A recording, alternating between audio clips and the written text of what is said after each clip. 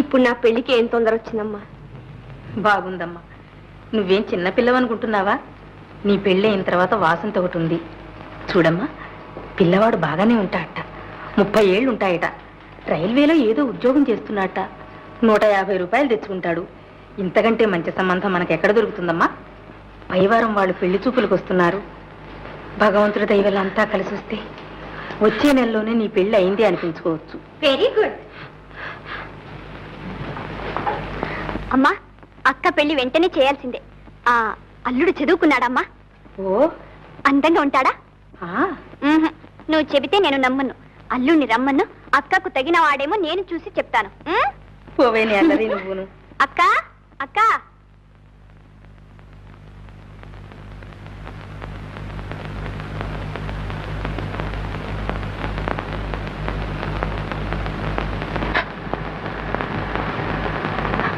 అక్క ఏమిటిది? ఇంకా సిగ్గుపడి పెరుగెత్తుకొచ్చావని అనుకుంటున్నాను. ఎందుకీ కన్నీళ్ళు? ఏం లేదు వాసంతి. చూసావా, నాతో చెప్పనంటున్నావు. పెళ్లి చేసుకోవడం ఇష్టం లేదా? కాదు వాసంతి, ఆ సంబంధం నాకు ఇష్టం లేదు. ఇంతే కదా, ఇష్టం లేదని ధైర్యంగా చెప్పేస్తే పోతుంది. ఈ మాత్రానికి కన్నీళ్లు పెట్టుకోవాలా? అయ్యో అక్క, నువ్వు వట్టి పిరికిదానివే. చూడు, అల్లుడు ఎలా ఉండాలో చెప్పు. నీకు నచ్చిన వాడిని తీసుకొచ్చి పెళ్లి చేస్తాను. నాది పూజి. చెప్పక్క. నాతో చెప్పవు? నీతో కాక ఇంకెవరితో చెప్తానే? నేను చెప్పక్క. నేను ఒకరికి మనసిచ్చాను. ఓ, అసాధ్యురాలివే. నంగనాచిలా ఇంట్లోనే ఉంటూ ప్రేమించడం కూడా తెలుసన్నమాట. గుడ్ అక్క, నీ ప్రేమ ఫలిస్తుంది. నువ్వు కోరుకున్న పెళ్లే జరుగుతుంది. నాది బాధ్యత. వాసంతి. అవునక్క, ఇప్పుడు చెప్పు, ఎవరికి మనసిచ్చింది? ఎవరా అదృష్టవంతుడు? పోవే, చెప్పాలంటే సిగ్గేస్తుంది. ప్రేమించేప్పుడు ఎక్కడ పోయిందమ్మా ఈ సిగ్గంతా? పోవే. పోతానక్క. నువ్వు ఆయన పేరు చెప్తే నేను వెంటనే వెళ్ళి మిగతా ఏర్పాట్లన్నీ చేయవద్దు. చెప్పక్క. పేరు చెప్పను. కావాలంటే ఫోటో చూపిస్తాను. Very good. ఫోటో దాకా వచ్చిందా? అయితే ఇది చాలా ఘాటు ప్రేమే.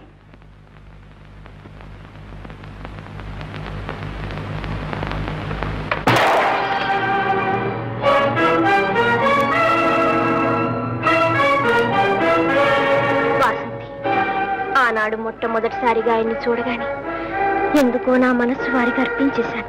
తర్వాత ఆయనకి జబ్బు చేసినప్పుడు ఆయనకు సేవ చేసే భాగ్యం నాకు కలిగింది. ఆ పరిచర్యతో పరిచయం ఎక్కువైంది. ఆయన అభిమానానికి, ఆదరణకు నేను దాసినైపోయాను. నాకు వారే దైవం, తోడు నీడ అంతా అనుకున్నాను.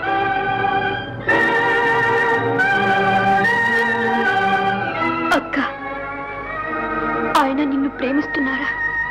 ప్రేమిస్తున్నారని అనుకుంటున్నాను. వారు నన్ను కాదంటే ఇక నాకు జీవితమే లేదు. ఈ ఒక్క కోరిక భగవంతుడు తప్పకుండా నెరవేరుస్తాడని ఆశతో బ్రతుకుతున్నాను. ఆ ఆశ నిరాశ అయిపోతే నా హృదయం బద్దలైపోతుంది. వారు లేకపోతే నేను బ్రతకలేను వాసంతి, నేను బ్రతకలేను.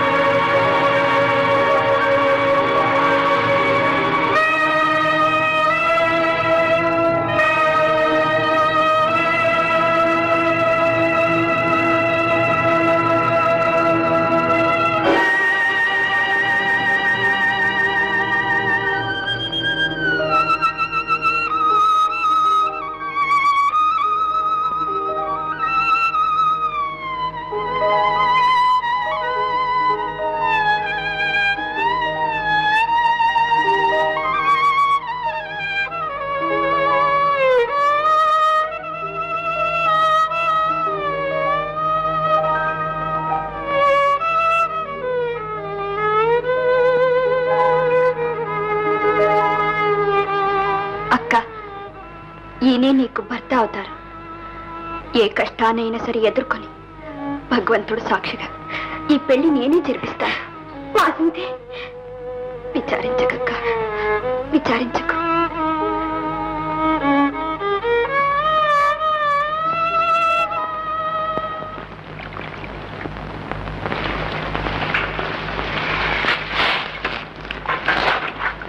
వాసంతి,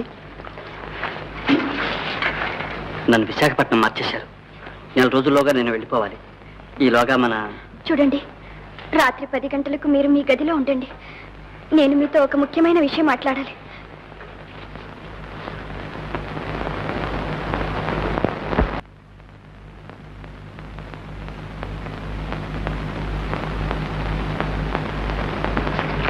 వాసంతి, నీకోసమే ఎదురు చూస్తున్నాను.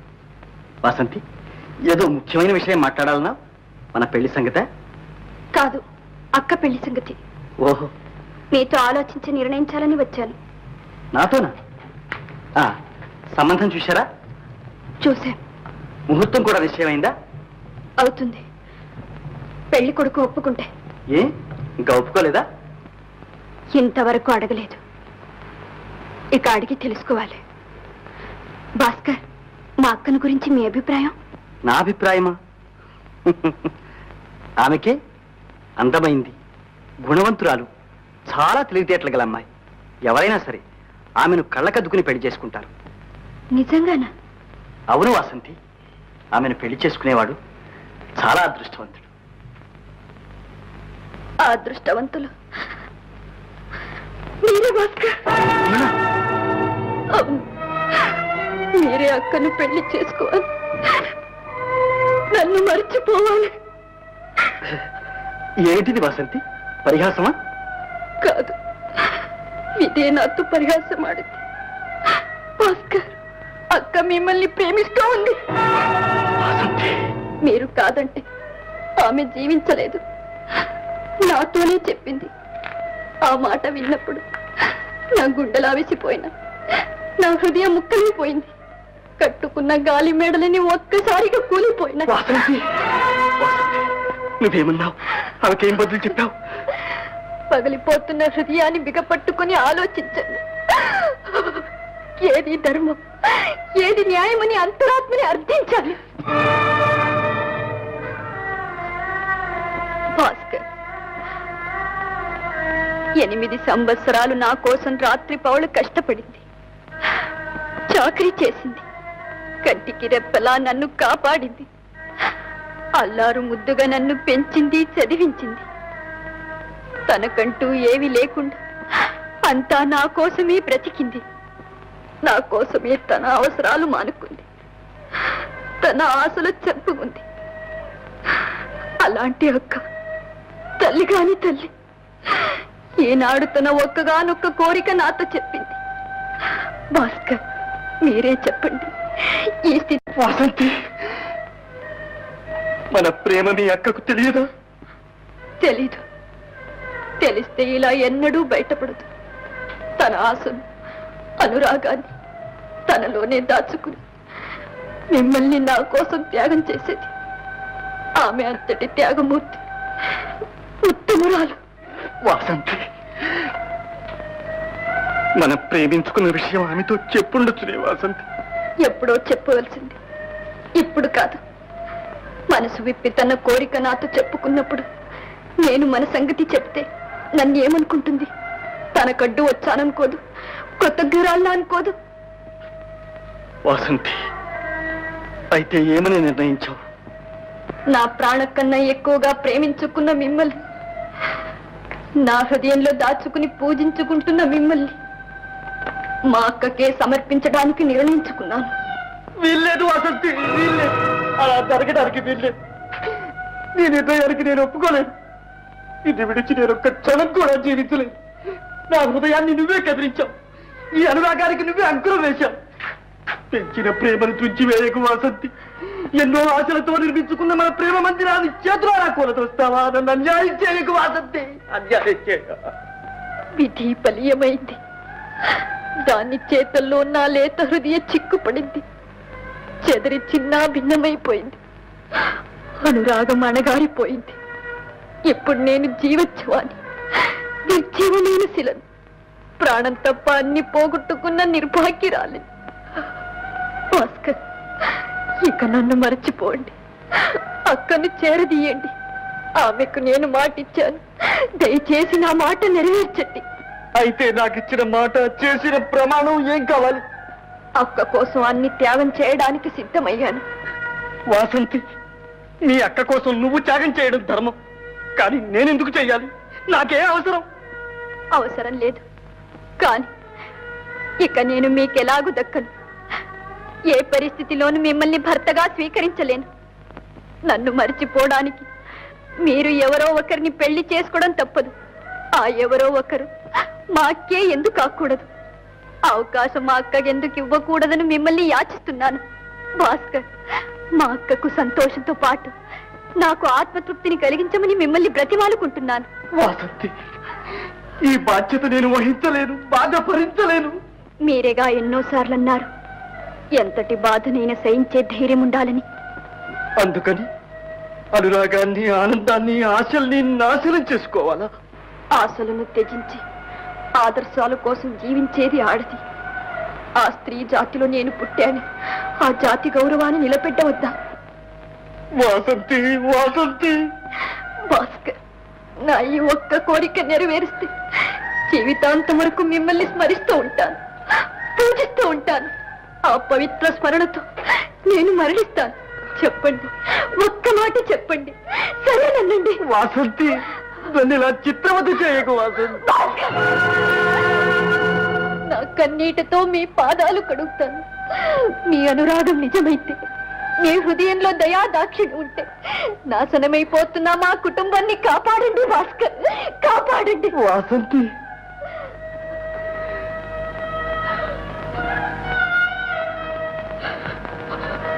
వాసంతి, నీ కన్నీటికి కానుకగా నా జీవితాన్ని అర్పిస్తున్నాను. జయించావమ్మా వాసంతి, జయించావు. భాస్కర్, నన్ను కన్న తల్లి కన్నా, నన్ను సృష్టించిన భగవంతుని కన్నా మించిన దైవం, ప్రత్యక్ష దైవం మీరే భాస్కర్.